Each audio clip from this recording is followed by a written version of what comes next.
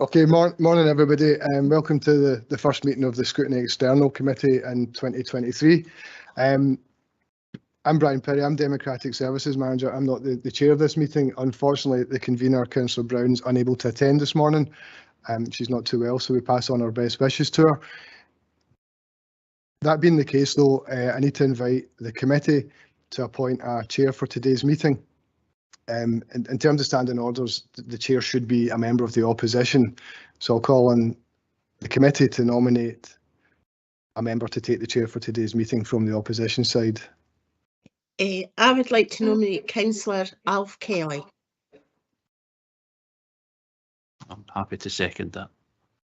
Great, so that being the case, and if members are happy, that'd be the case. I'll ask Councillor Kelly first of all to come up to the table so that he's sitting beside me, and then we can move on from the meeting. Sit here, the mic there.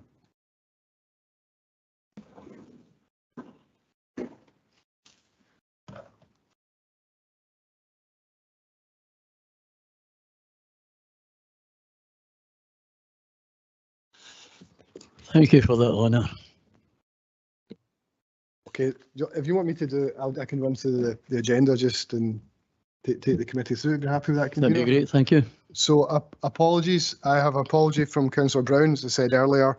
Councillor Redmond hasn't joined us. He may join us later, but I don't have apologies for him at this point. That's all the apologies, convener. Thanks, Brian. Sorry? So,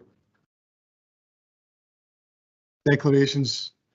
I can help with that. So, on you go then. Yep. Declarations. Just at this point, ask any members of the committee if they've got any declarations they wish to make in regard to the following item of business. None. Head shaking there, so none for that. Main item would then be the minute. So this is the minute of the last meeting, and you'll see, as I said, this is the first meeting in 2023. So the minute actually is from November 2022. That was the last time the committee met. So it's for noting, and then if members have any questions. Just as questions.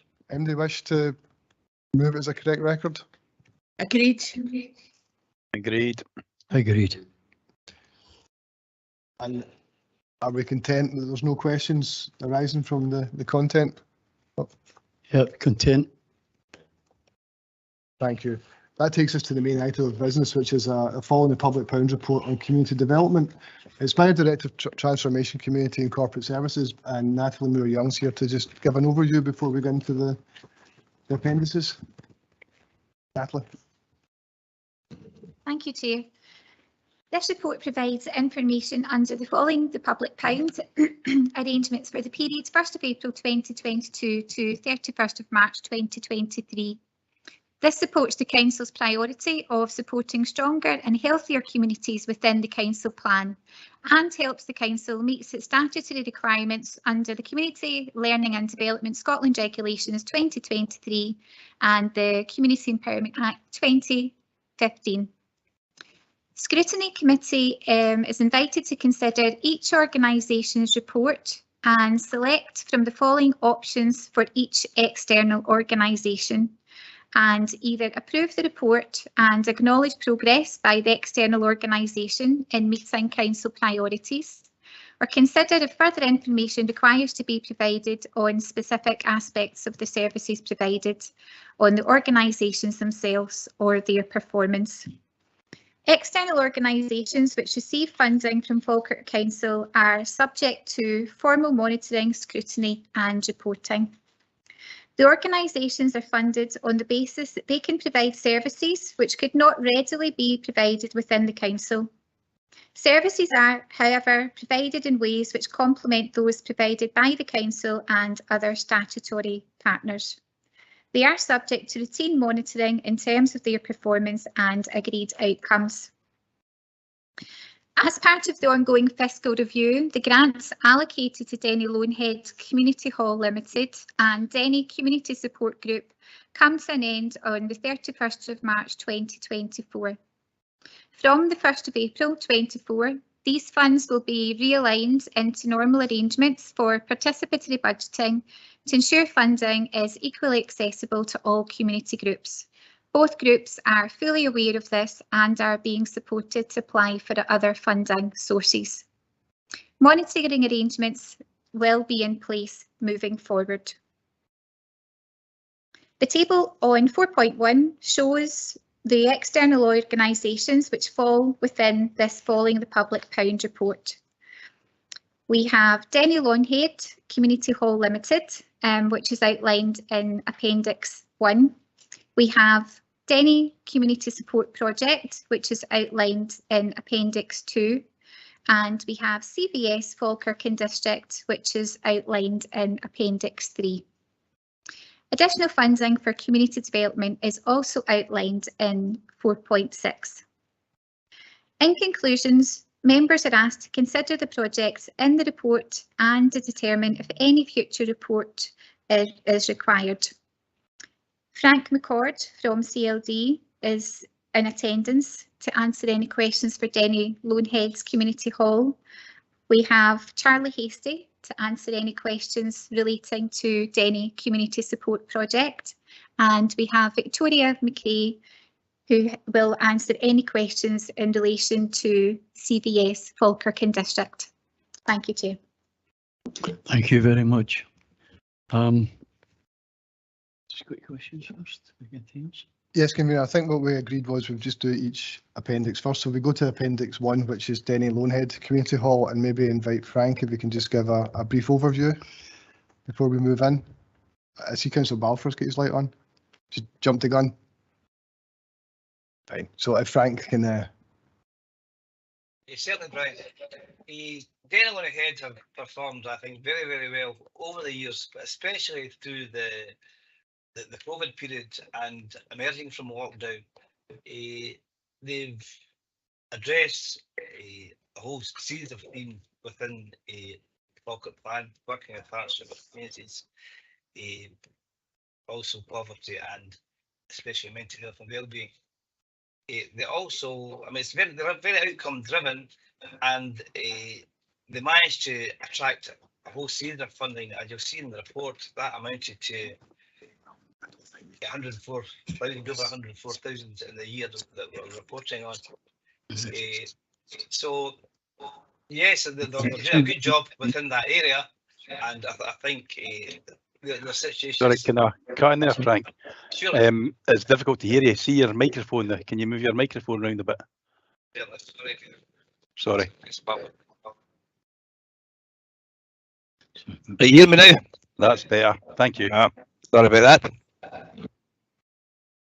Well, I'll start again or just fire on? No, that's fine. Basically, as the report states, we're satisfied in that they deliver a whole series of outcomes, and they manage to attract funding. They even assist beyond their own remit. If they were to shut, we wouldn't have any alternative in that particular area in terms of delivering what they do deliver.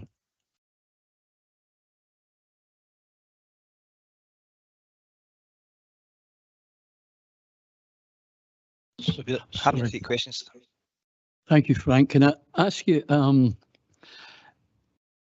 the report suggests that the organisation can develop a 3-year plan. Is this actually current or the future? No, I mean, I think that would be the way forward, to look at a plan with them. It's difficult times over the last period. We've had a lot of bills going up, as everybody knows, so that would have to be factored in. So we'd have to take what the costs are and prepare to sit down with them and look at addressing that. There's other funding coming on stream that they could perhaps attract. So they're not actually a plan at the moment. They're not a plan running at the moment. No. No. Okay. Thanks very much for that.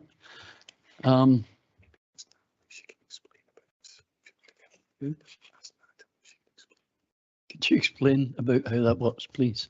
Where do we go from there? Yeah, thank you, Chair. So at this point in time, this particular funding pocket is historical funding that certain groups across the area have received, probably going back to the 1990s. So as part of the fiscal review in relation to the whole of the review that was undertaken for communities, there were particular groups who were identified that were still receiving this funding. So as a way of moving forward, there will be funding available to community groups in a different way, and that will be, you'll all be familiar with community choices, but also with participatory budgeting moving forward. As Frank has also referred, the group have been successful in attracting their own funding, but we will do everything that we can to support them through this transitional phase to make sure that they do continue to deliver the services as Frank has advised. Thank you.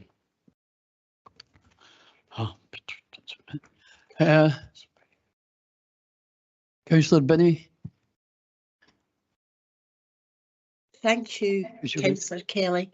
I've got a couple of questions, Frank, and I'm really Sorry, pleased Councillor to hear Denelon Head is actually, community halls actually thriving, which is good. We want all our halls to thrive and be open to the community. My first question though is actually on page 19, and it's a theme poverty, and it's equal opportunity to access digital services. And I'm really interested to hear like what goes on in halls. So can you explain what are these exactly? And can you expand on this in the sense and give me a generic example of the outcome of the digital service in Denelon Head? What they did do, I think, was hand out a digital equipment to various people within their communities, and they accessed it through various funding. They built in computers used for various groups. So that is the way they tackle it. Right, thanks, Frank. And what is the outcome? So how does sort of just go a little bit deeper in that answer? So what is the outcome of that? So how do they use their computers then? Do they look for jobs, or what exactly do they do? Some of their services, for instance, the food pantry, they can order online, and they can keep in touch with the local people. They do home deliveries as well. So it's keeping in touch digitally with those that can't get to the building, and getting I think there's online shopping done as well with various people. Okay, thanks for that, Frank. I've got another question. I've just got two questions. It's actually on Appendix 1. And what it says there is, it says there is potential to raise funding from lets. However, you state this could be counterproductive. Why is this? Other halls in Falkirk Council area have been successful with this model. Can this be maximised? And if you're saying it's counterproductive, then what are the barriers then? It could be counterproductive in the fact that if you raise the rent, people will look elsewhere. So it's getting the balance rather than being counterproductive. Is getting it correct in terms of the levels. Yes, not so much about raising the lets, but expanding on it. Are you at full capacity with the lets at the moment, or it's fairly well used? They were emerging, and this report was when they were emerging from lockdown, so that it's covering a particular snapshot in time. So they've probably improved since then in terms of lets. So is there any way we could have that information sent to councillors? I can certainly go back lets? to the committee, and they can get me fully up to date. That wouldn't be a problem. That would be interesting to see Certainly do that, that, Councillor Binney. actually. Thanks very much, Mr. McCord. Thank you. Thank you. Can I just ask you, just on similar lines, how will these organisations like Denelon Head all be scrutinised now, since we will not be giving them financial aid? Can I ask, I don't know, Well, Frank? Well, we'll have an ongoing relationship with them. I mean, it is their own building. It's not a council building that they're in. It's their own building. But they sign up to various grants through Fair, Falkirk, whatever. Different initiatives. We'll be in touch with them. We'll promote them. Community choices, all sorts of funding and opportunities. So we will be in touch. If there's no investment there and there's no reporting on any funding, we'll not have that same scrutiny. Yeah, it was just the fact that a seal has got to be scrutinised at some point, and I just wondering who actually would do it if it wasn't us. Yourself. Thank you, Chair. Yep, as Frank said, they will have their own individual monitoring processes through their own individual management accountings for their own resources. If they are receiving any council funds through participatory budgeting or any other fund, then we do have and are continuing to develop robust monitoring and compliance frameworks. So we have that's run through the community partnership team within community services at the moment. Okay, thank you. Thank you. Deputy Provost. Thanks, Convener. Just a couple of questions. Page 19, substance abuse. I just wondered, what programme do they use to provide to achieve that priority? I mean, I think in some ways that there's people who are in recovery that use their food pantries so they can they're alerted through that and they'll signpost them. But I don't think there's anything particularly structural in that area. But they'll pick them up through footfall in their pantries and other services. Okay. Right. Next question then is page 20, and it also relates to page 21. I see there was roof repairs at a cost of £10,000. On page 20, it mentions that they've applied for funding for improvements to the internal and external fabric of the centre. What kind of improvements do they need? How urgent are they, and what would be the impact on achieving what they need to achieve if these aren't carried out? I mean, if anybody's been there, it's actually a very well run and a very the fabric of the building is very good. I'm not a builder, but I don't think there's any danger at this stage. I would say it's really the fabric's good to go, but they're the type of organisation that's seeking constant improvement in their area, up the infrastructure for their community. So they're not immediate danger, as I would see. Right. Okay. That's good to hear. Okay. Thank you. All right. There was one other one I was thinking of. Yeah, the footfall. There was one about the footfall. It's went from 0 during the pandemic to over 700. Is there any pre-pandemic records that they compare this to? Well, we could. I mean, we've never done that, but obviously, in the pandemic, a lot of organisations dropped away. Their numbers had gone, but we can certainly do that comparison. We can go back to pre-pandemic and look at that and get back to you if that's what you would like. Yeah, I mean the pandemic basically it's very difficult to compare apples to oranges, if you like. So absolutely, if we can get some just sort of before that, that would give us a sort of better understanding. Okay. All right. Thank you. Thanks, Convener. Thank you. Okay. Thanks, Frank. Councillor Richardson.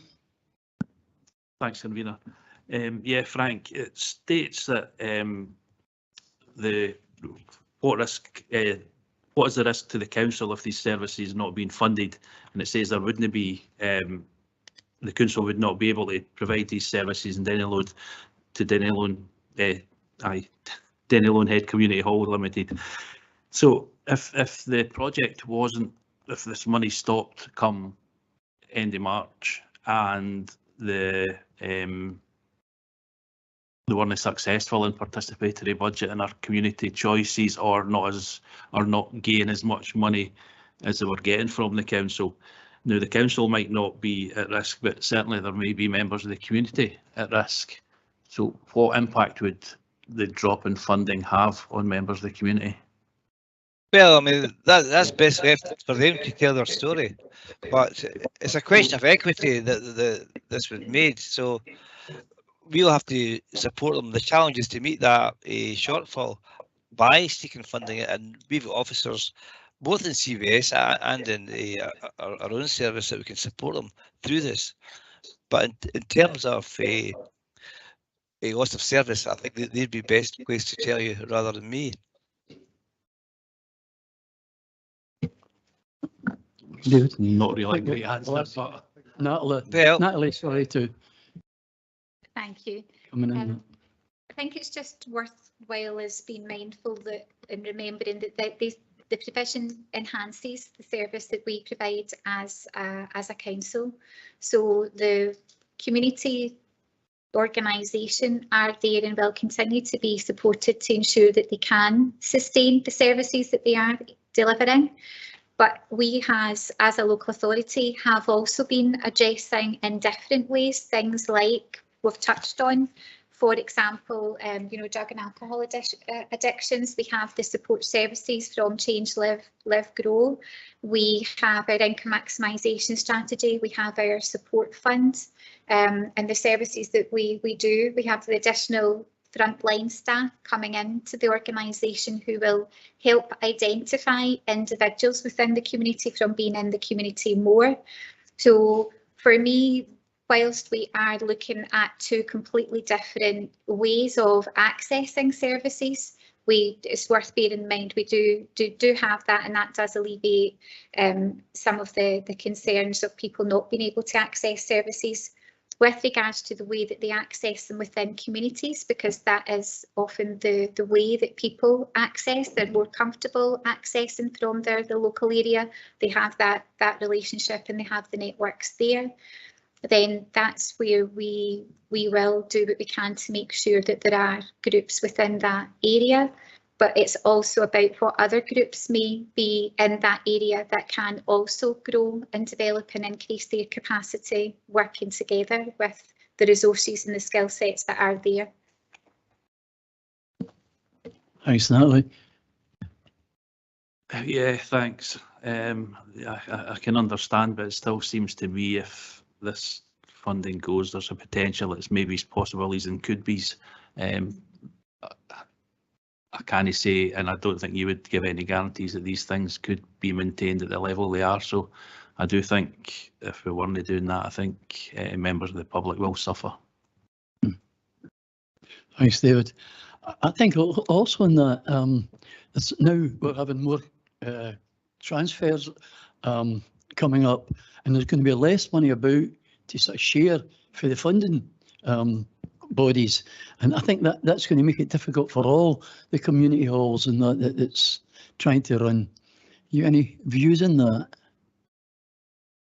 We are working closely with our third sector partners such as CVS. We are working in relation to with our colleagues in place for the community, the asset transfer process and the strategic property review. So we really have a very strong priority and vision for enabling and building capacity within the community, and part of that is doing this in different ways. Okay, thanks very much, Natalie. Convener. Thanks. Thanks, Convener. Question I'd like to ask it regards page 21. The report actually shows that there's a total uncommitted reserve of 49,000 compared to the operating costs at present of 68,000. That's 72% of the operating costs are covered. Does this actually suggest that it's a healthy position for this organisation? I think it's healthy at that given time. I think there's been spend since.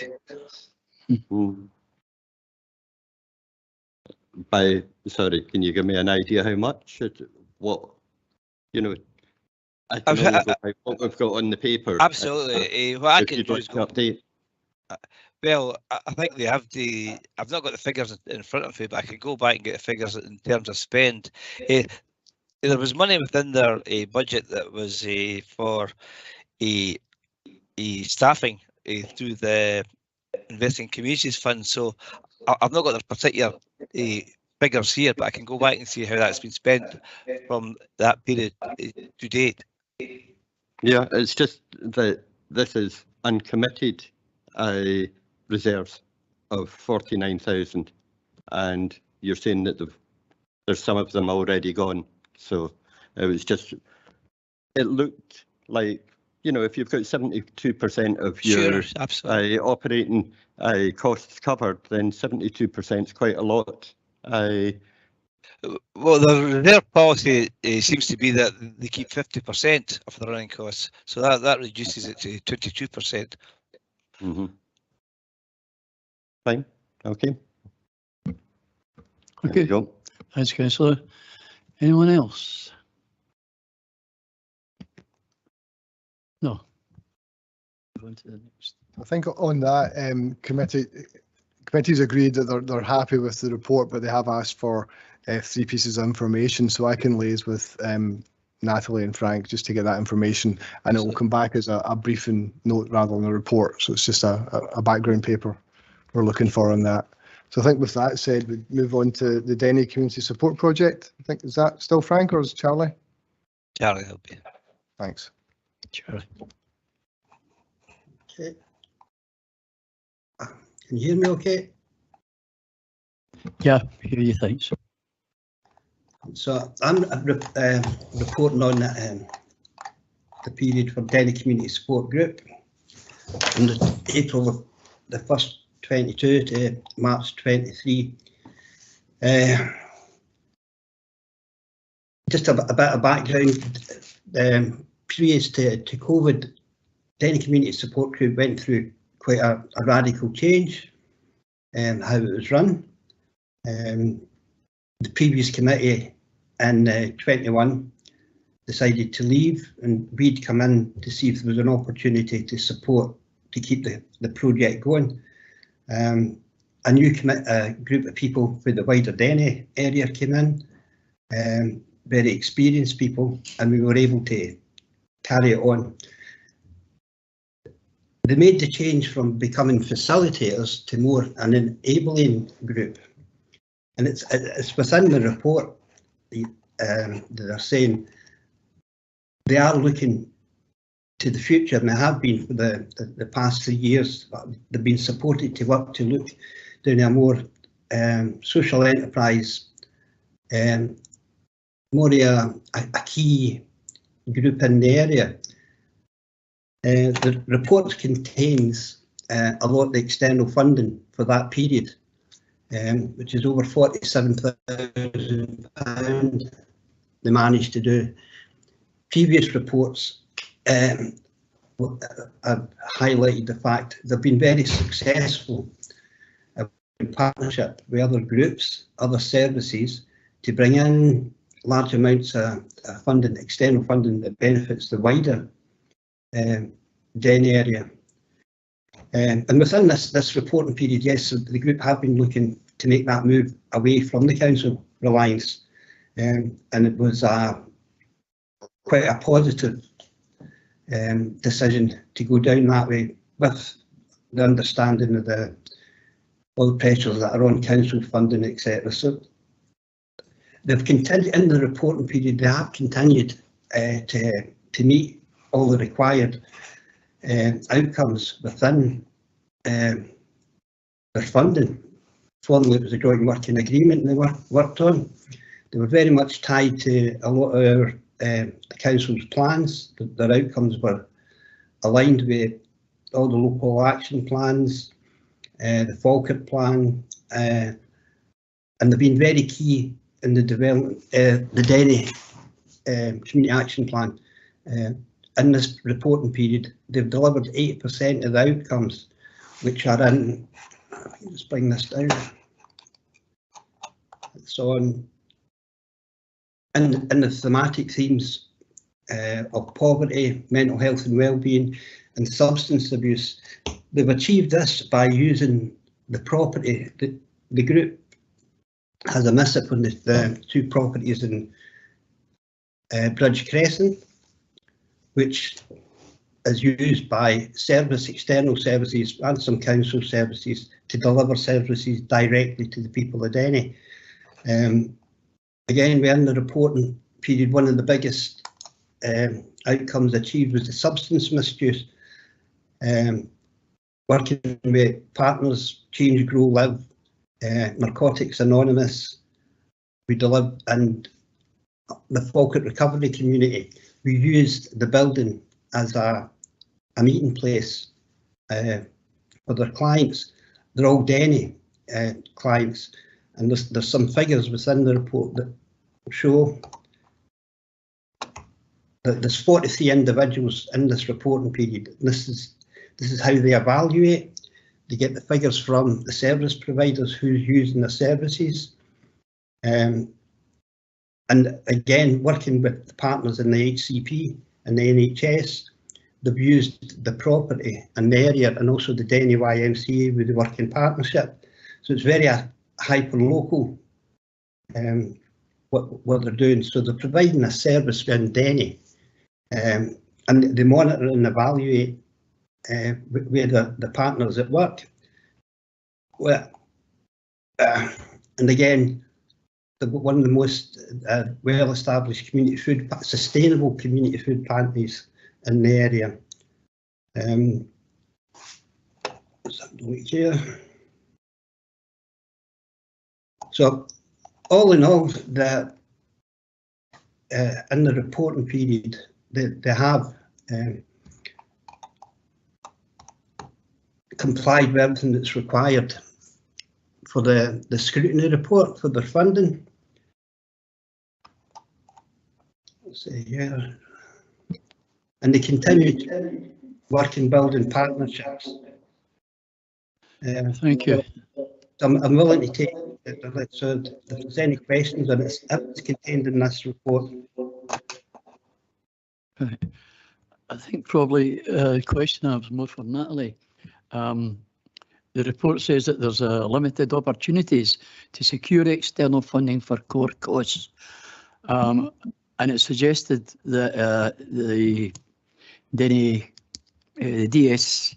DCSP, get my right teeth in, will investigate funding for core costs over a 3-year period. Could you explain a wee bit where that's going to come from and how?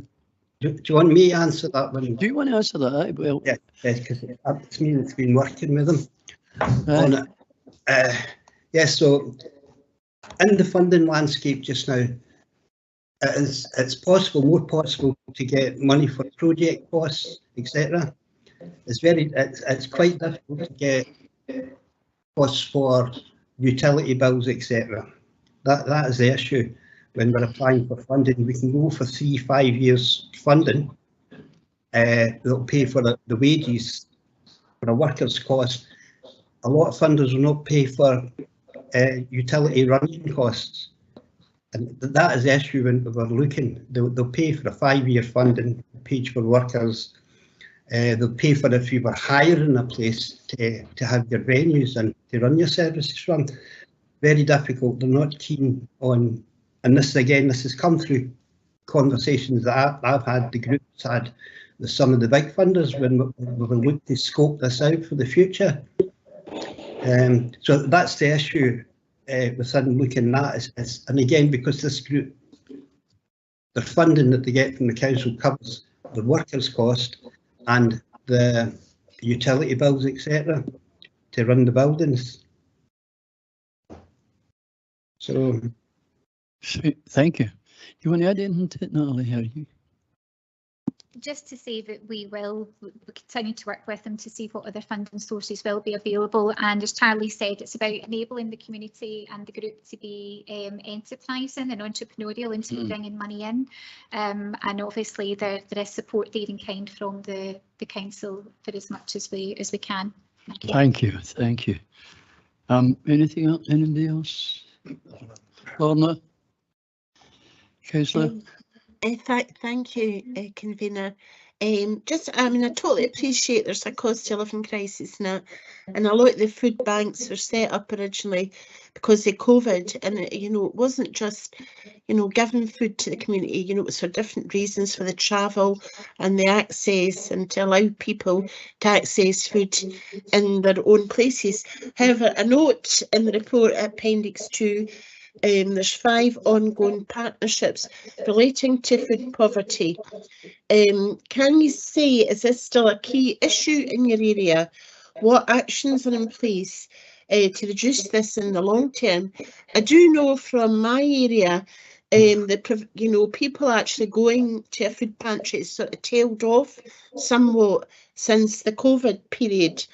And I'd like to find out how well is this used in your area, the food provision. If you Okay, could expand on that, thank you. So across the Denny area, there's quite a lot of partners providing food bank services, as in food bank. The one at Denny is run under the community food pantry model, where people come along every week and they pay, it's like they pay £3 and they get 10 items, which is a value of 35. It's not meant to be like for a food bank. It's meant to be a system by what they're saving. And it's equity across the board, so it doesn't matter if you're working, anybody can join. They said at present they have 60 members here that come from the wider Denny, but we also use it as a referral. So if somebody comes along and they are really struggling, we pass them on to like the council debt advice, citizens advice. It's very much passing on. The average member, people coming here to Denny Community Support Group, is 30 a week. It's been designed to be a sustainable model. It's hard to get the figures across the whole of Denny because who's accessing? Because we work with St Vincent de Paul, the church group. There's emerging groups across doing food banks where you can go along. So, but we don't collect it's hard to get the figures of who's handing out what to get a bigger picture. But we can report for Denny. You give a very good report for the food pantry here, because again, it's one of the groups. This group's key strengths is monitoring and evaluating all services. So maybe it's a piece of work that needs to be done in Denny, in the wider area, just to look and see, because there was just last week there was a new group came on Facebook offering to help people with food, and they hired church house. They're just appearing, so we can't seem to get a grip who's doing what. So it's hard to really give you a succinct answer on. I mean, that is good that you're referring them to other services then. So I take it they'll get financial support, or they'll be assessed for maybe extra financial support. But it might be helpful to find out numbers if possible. But if it's a great piece of work, then I'm not sure if you're able to do that. But we need to know how many people are accessing food banks. I think that's important going forward, if that was possible. So again, I think it's another a big piece of work across the Falk area. Right. And find somewhere. Yeah. Okay, Councillor. Thank you, convener. It must be a big piece of work, because you've got Roots and Bodybread, you've got Denny and Head Food Pantry, you've got the Denny Food Pantry, and then you've all the wee ancillary ones. I don't know how we could ever try and get a proper figure on how many people are using them. But anyway, thanks for your answer. Gordon. Oh, I could do it. Never see you. Thanks. On Appendix 2, there are areas for improvement and efficiency. Requests for lets are growing slowly. This would generate income towards the core running costs. By growing slowly, can this be quantified And what efforts are being made to promote, you know, the letting of the facilities, or are you reaching a point where all your lets are more or less taken up? So again, it's historical with any community support group and the arrangement and the missive that they had with Falkirk Council going back to 32 years ago, that there was no provision for subletting of the facilities. It's 2 flats, one on top of the other. Up the stairs is meeting rooms. There's provision just for meeting rooms. So traditionally there was no fee, and part of the joint working agreement that the current group were working on was that they couldn't sublet and charge a fee for rooms for services. So again, it's where Change, Grow, Live, we had Forth Valley Migrant Support. It's more of a, they were using the services in here because the group is funded through the council for utility bills, etc. So there was no sort of overheads, but it was more about bringing in service providers to use the facilities within. There was a couple of groups that come in to use the spaces up the stairs, and it's only small money, like £100 for 3 weeks, and they made it like as a donation. And that's just tied to how the missive is run. They couldn't say, well, here's a place and this is the letting fee for it. So again, it's about income generation, that apart from selling the services, it's not like a hall. It's not a hall where you could come in and let a room. It was very, as I said, very much tied to missive and the joint working agreement that the group operated on. It stipulated no subletting the premises. Okay. Thanks for that, Charlie. You must have a very difficult time of it. Thanks. Okay, I think. Sorry. Deputy Provost, you got a question there? No, I'm fine, thanks. They've all been answered. Oh, sorry, it must have been a hangover from the last one. Anyone else? Move on to. So I think with that then, convener, the committee were minded to just note the report, and I think they did ask if it was possible to do some work, but that depends on the scale and amount of work that needs to be done. If it's possible to get figures on the use of food banks and food pantries across Denny and or Falkirk, but I think we'll just leave that to whether that's a practical piece of work or not. Okay. So with that being said, then the last one, convener, is CVS Falkirk and District, and that's Victoria McRae is joined for that. Victoria. Thank you. Took me a wee moment there to realise I didn't make the mistake of being on mute, so that's good. Thank you for allowing us to come along and just present on the report. CVS Falkirk is the third sector interface for this area, and so we do have a very unique position where we can provide that technical specialist and expert support to local groups and organisations that make up the third sector of Falkirk and District. Within the core funding that Falkirk Council grants to us, we have 3 key focuses. One is to grow our organisation as an anchor institution, which will support and empower Falkirk's communities through the development of a strong and independent sector. Capacity building, we are an independent charity ourselves, and we can provide that objective source of support and guidance to all third sector organisations and groups. And some of that support includes governance, capacity building, funding, organisational development, training, learning. So not wanting to interrupt on the previous agenda item, my organisation would be more than happy to support the other groups mentioned, or at least have a conversation with them about alternative funding. And then our third role is that of being a community planning partner, where we bring together the third sector through thematic forums and community leadership to contribute to develop and deliver and contribute to the Falkirk Plan and community planning more widely. The year 2022 to 23 has been a very, very busy year for CVS Falkirk, not just because we continue to support the third sector.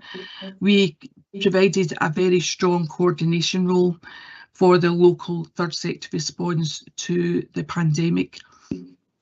And that level of support is continuing through post-pandemic recovery, but also in response to the current cost of living crisis.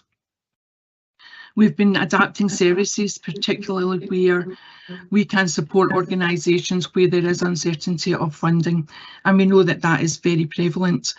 And as such, we have increased and dedicated more resource to our initiative that we've entitled Finding Funding for Falkirk. We joke about it being the F word purely because it's a good way in which funders and key partners remember that we're actively trying to source funding to bring into the Falkirk area. So some of the initiatives under our Finding Funding for Falkirk includes our annual Falkirk Funding Fair. This year we brought more than 20 funders to Falkirk from all over the UK, and there were more than 200 delegates there. We've established a funding officers network providing peer support and access to up-to-date funding information. We also promote funding through the weekly bulletin and our monthly funding focus. And we have increased our digital presence through creating a grant funding portal, making it much more easier for local groups and organisations to apply for funding that we are currently administering. And we have more than 100 organisations registered on that portal. We're very much an outcomes focused organisation trying to demonstrate what difference that we make. And we've been working with the National Lottery very closely this year. And just 4 weeks ago, National Lottery announced that actually successful applications in the Falkirk area had increased to 30%. Of all of the groups that were funded in the last year by Lottery, we had supported all bar one of them. Another area I'd like to highlight is the Community Leadership Network, and this came directly from the pandemic, where many people stepped forward to be a community activist or a community leader, not realising actually the valuable role that they were playing. And so we sought funding from the Scottish Government community-based adult learning to deliver 2-day intensive lasting leadership training. There were 3 cohorts with 34 participants, all of whom have signed up to participate within our community leadership network, which is encouraging that local decision making strand that is very prevalent within the Community Empowerment Act. And the other part that I would really like to highlight is our third sector forums and networks. We've had to put them all on hold at the start of COVID, but created a COVID third sector response forum, which operated throughout the whole of the pandemic, at the start meeting weekly, then fortnightly, then monthly. And their contribution, along with the 4 PM coordinating group, was outstanding. And we should never forget the amount of commitment, drive, compassion and kindness that members of our communities came forward to support this awful time.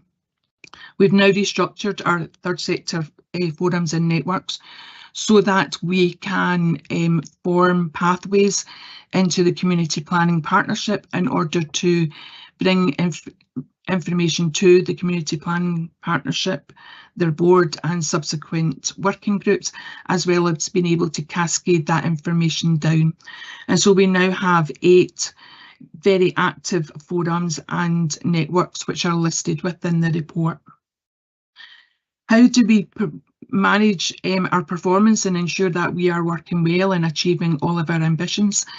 We provide a quarterly monitoring report to Falkirk Council, which is then followed up with a meeting with the monitoring officer where we discuss our progress and if there are any areas in which we need to prioritise.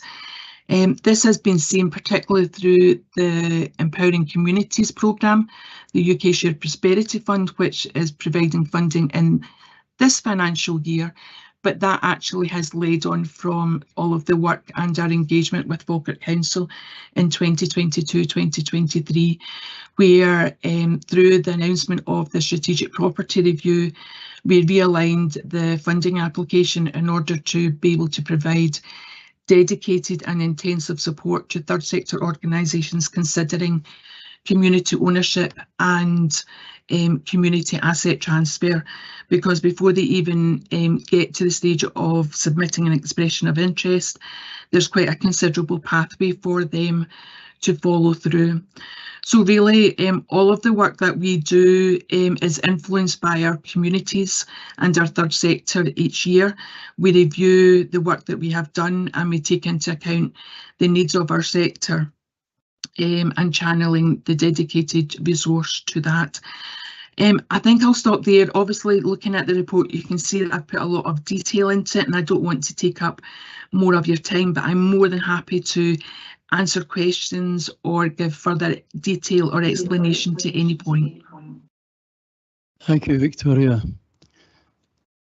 Is there any questions coming from any of the members? No, we're quite happy with that report, quite a full report. Oh yeah, Councillor Binney.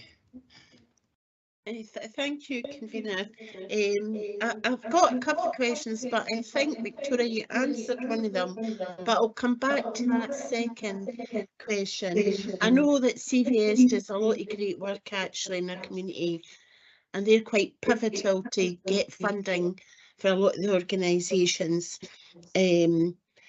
However, one of my questions actually just now, I'm just interested to hear how this happened. Really, you know, and resources going forward is going to be very tight and it's going to be harder to access funding.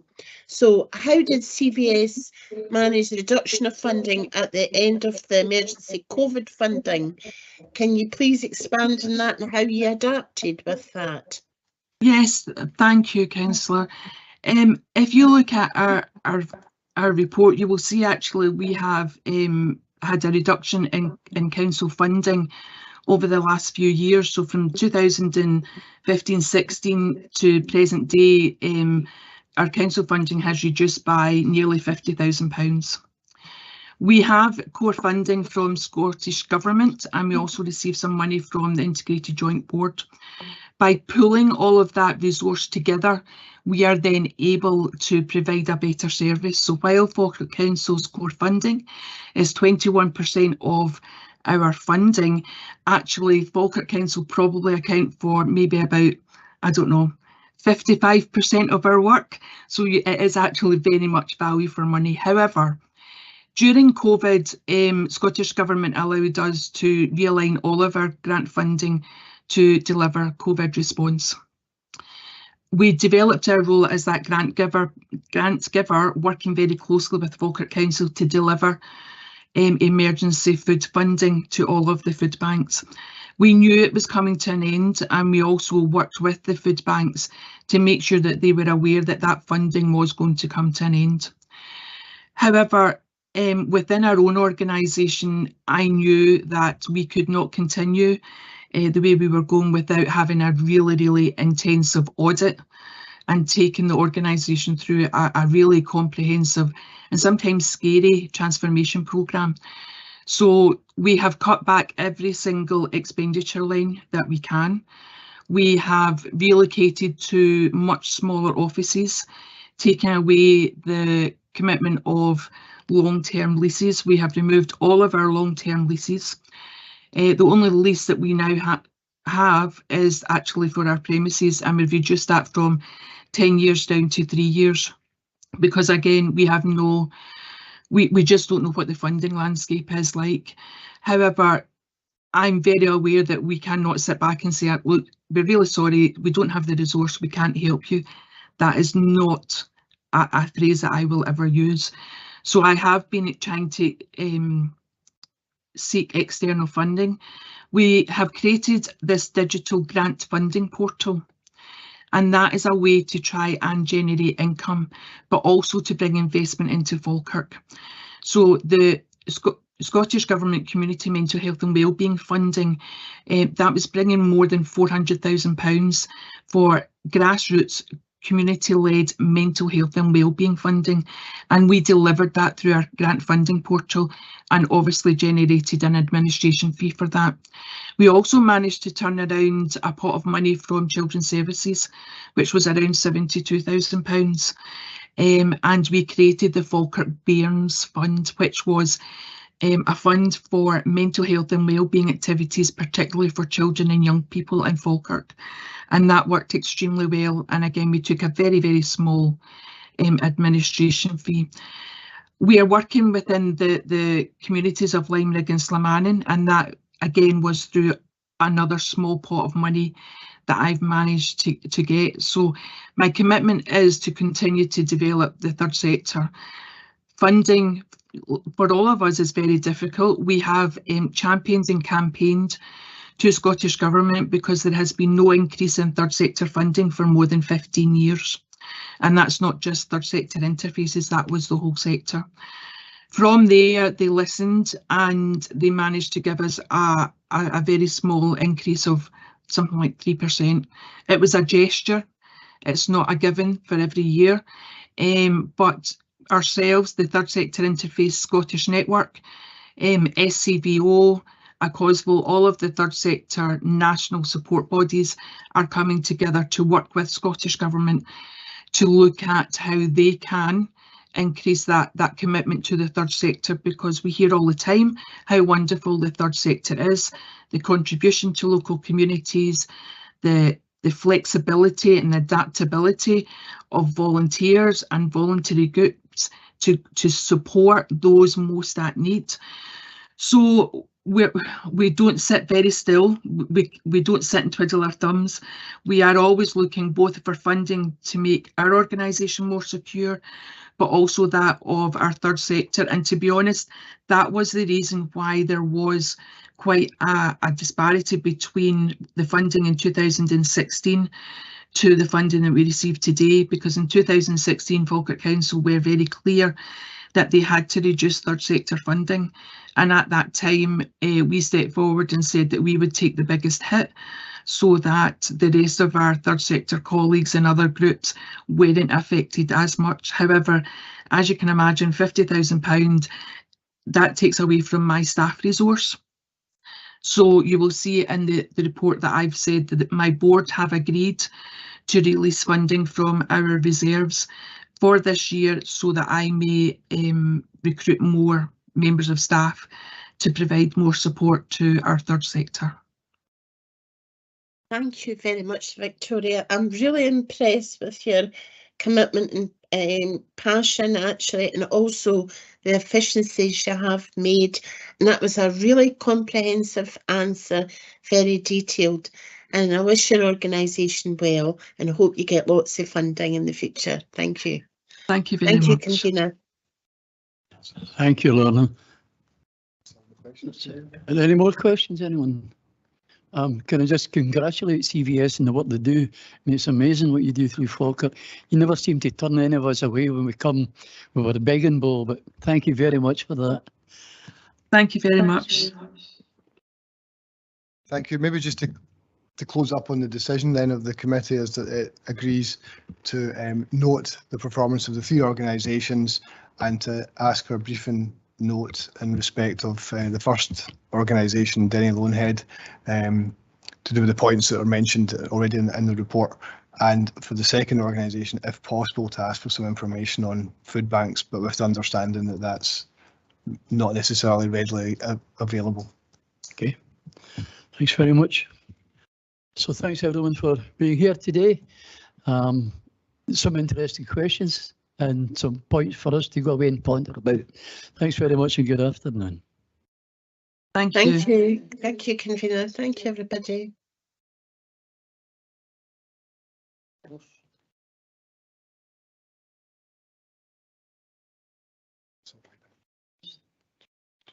future was something